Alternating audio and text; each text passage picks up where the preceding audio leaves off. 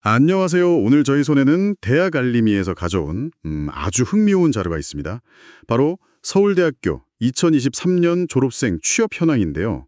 당신이 궁금해하실 서울대 졸업생들의 실제 진로 데이터를 함께 깊이 파헤쳐 보겠습니다. 네, 맞습니다. 이게 2022년 8월하고 또 2023년 2월 이 두 시점 졸업생 총 3,113명을 대상으로 한 데이터인데요.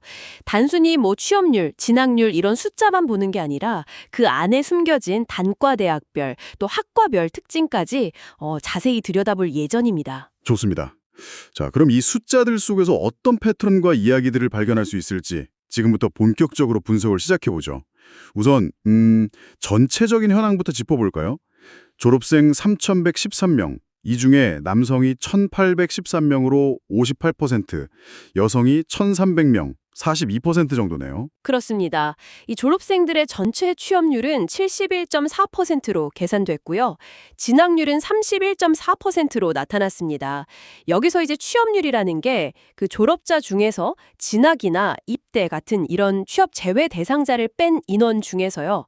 실제 취업한 인원의 비율을 말하는 거죠. 아, 네네. 그 계산 방식이군요. 네. 그리고 진학률은 그냥 전체 졸업자 대비 진학한 학생 비율이고요. 그렇군요.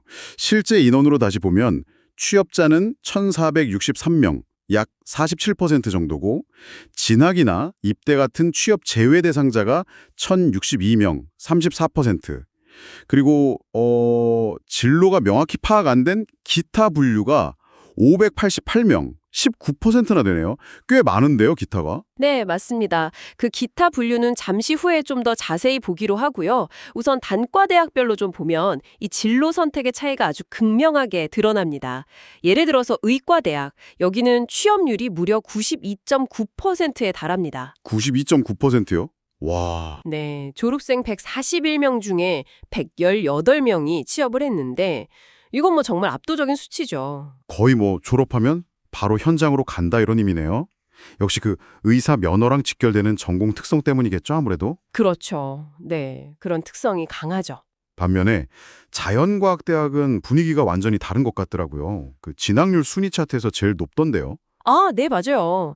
자연대는 졸업생 220명 중에 108명, 그러니까 거의 절반, 계산상으론 49% 정도가 대학원 같은 곳으로 진학을 선택했습니다.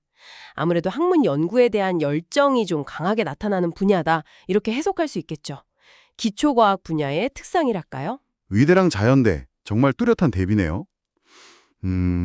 아까 잠깐 언급하신 기타 비율이 높은 곳도 있다고요? 네, 음악대학이 특히 그렇습니다. 기타 비율이 무려 43%나 돼요. 43%요? 와, 정말 높네요. 네, 졸업생 138명 중에 59명인데요. 이게 프리랜서 연주자나 작곡가 활동, 아니면 창업 준비, 또 통계에 잘 안 잡히는 해외 유학 준비, 이런 다양한 가능성을 좀 내포하고 있다고 봐야 할 것 같습니다. 미술대학도 33%로 꽤 높은 편이고요. 아, 그렇군요. 43%면 정말 독특하네요. 예술 분야는 진로가 정말 다양하다는 걸 보여주는 숫자 같아요. 그럼 공과대학은 어떤가요? 공대는 워낙 크잖아요. 그 안에서도 차이가 좀 있겠죠. 당연하죠. 공대 내에서도 차이가 흥미로운데요. 예를 들어 컴퓨터공학부. 여기는 취업률이 82.2%로 매우 높습니다. 58명 중에 37명이 취업했으니까요.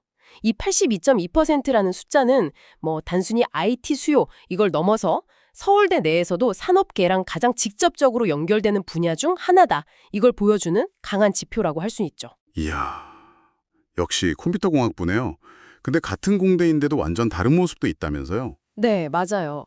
항공우주공학과 같은 경우엔 졸업생이 3명이었는데 이 3명 전원이 진학을 했어요. 그래서 취업률은 0%, 진학률은 100%를 기록했습니다. 0%랑 100%요? 네, 물론 졸업생 수가 너무 적어서 이걸 일반화하기엔 좀 조심스럽지만 그래도 연구 중심적인 학문 분야의 특성을 극단적으로 보여주는 사례라고 할 수 있겠습니다. 와, 정말 극과 극이네요. 자연대 안에서도 아까 물리학 전공하고 통계학과 차이처럼요. 물리학은 취업 42.9%, 진학 무시 8.8%인데 통계는 취업 68.8%, 진학 30.4%. 같은 단과대 안에서도 이렇게 세부 전공별로 진로 설계가 정말 다르다는 걸 알 수 있네요. 네, 그렇죠. 그리고 성별 구성비하고 진로 선택의 연관성도 좀 살펴볼 만한데요. 예를 들어 여성 비율이 89%로 아주 높은 간호대학, 여기는 취업률 68.2%, 진학률 10.7% 정도거든요. 반면에 남성 비율이 84%로 높은 공과대학은 취업률이 70.8%, 진학률이 43.6%로 나타났습니다. 훨씬 높죠, 진학률이.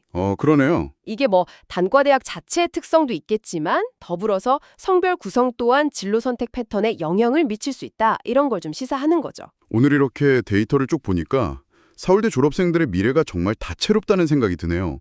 전공에 따라서 뭐 바로 산업 현장으로 가기도 하고 더 깊은 학문의 길을 걷기도 하고 또 자신만의 길을 개척하는 경우도 있고요. 맞습니다. 특히 그 기타로 분류된 19%의 졸업생들. 이분들이 실제로 어떤 활동을 하고 있는지는 사실 이 데이터만으로는 정확히 알 수 없다는 한계가 있죠. 통계 너머에 정말 다양한 삶의 경로가 존재할 겁니다. 프리랜서, 창업, 아니면 또 다른 무언가. 네, 맞아요. 오늘 저희 분석이 당신에게 서울대 졸업생들의 어떤 진로 지형도랄까요? 이거 이해하는데 좀 유용한 나침판이 되었기를 바랍니다. 여기서 한 걸음 더 나아가서 이런 질문을 던져보는 건 어떨까 싶어요. 이 졸업생들이 사회에 나와서 한 5년, 10년 후에는 각자 어떤 분야에서 어떤 모습으로 활약하고 있을까? 그 장기적인 궤적을 한번 상상해보는 것도 꽤 흥미로울 것 같습니다.